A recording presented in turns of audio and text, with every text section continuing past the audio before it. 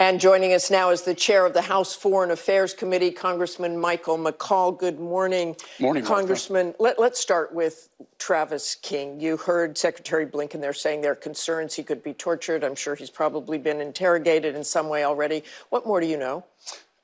He was facing disciplinary charges and was going to fly back to the United States, but instead he did not board the plane, went with a tour group to the DMZ, and then ran across the line. You and I have been there. That's something you just don't do. And now he was taken captive by North Koreans, and I'm sure that he's not being treated very well. I think it was a serious mistake on his part, and I hope we can get him back. But getting him back, we all want him returned safely and unharmed. But as you said, he went over there on his own. He decided to cross the border. So that's got to complicate any sort of negotiations that might take place. Correct. I mean, question, is he defecting? I think it was more running from his problems. That was the wrong place to go. But, we see this with Russia, China, Iran. When they take an American, particularly a soldier, captive, they exact a price for that. And that's what I worry about. And of course, this comes at a time, as we were just saying, as that nuclear ballistic submarine was in dock there in South Korea, which I saw. Is that a good idea? And why now?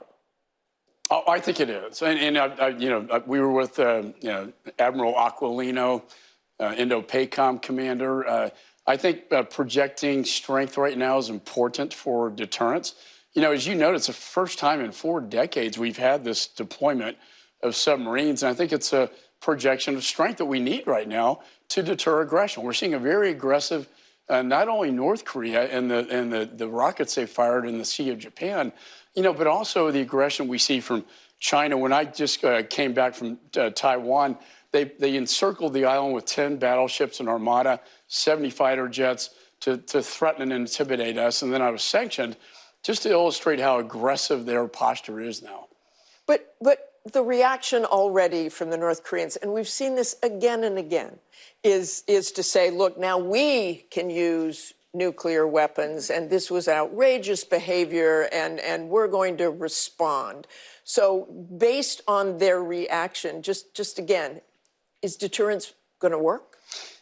North Korea needs to know that we're there, and we have superiority with the submarines and nuclear subs. We need to get in their head and Chairman Xi's head that if they do anything that's aggressive militarily, there will be consequences to that. And I think it's not by accident, it's by design that you're seeing the Pacific Command deploy these nuclear subs now for the first time in 40 years, because the tension has been provocative by Chairman Xi in North Korea, not by the United States, but rather by our adversaries. You have followed this for years and years. I have followed this for years and years. It really does seem to, the cycle just repeats itself. So many presidents have tried to solve the problem of a nuclear North Korea. They have been unable to do this. Is there another approach? Should the United States just say we're going to accept that and join the nuclear nations because we keep doing this over and over and over?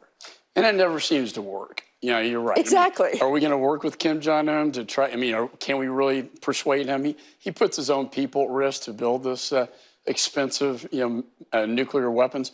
They have capacity. They can reach the continental United States. They don't have the nuclear warheads to put on it. But they're trying. But they're trying.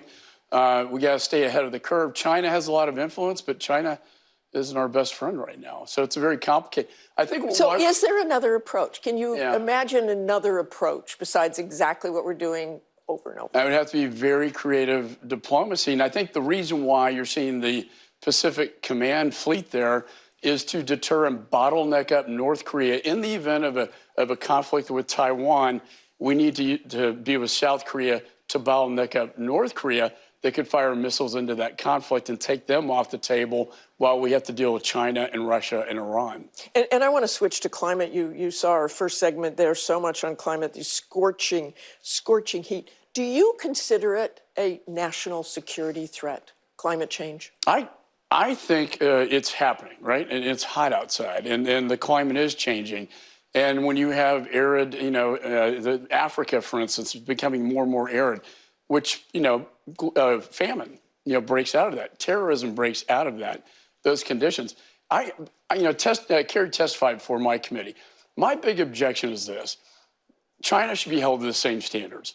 They are a developing nation under the UN Charter, self-designated, and that enables them to, they can defer compliance with the Paris Agreement till 2060, while we have to be carbon neutral by 2030. And I said that to Secretary Kerry.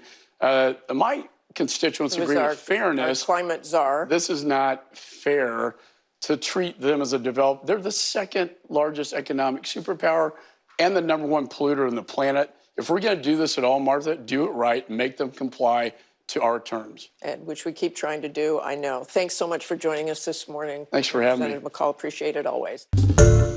Hi, everyone. George Stephanopoulos here. Thanks for checking out the ABC News YouTube channel. If you'd like to get more videos, show highlights, and watch live event coverage, click on the right over here to subscribe to our channel. And don't forget to download the ABC News app for breaking news alerts. Thanks for watching.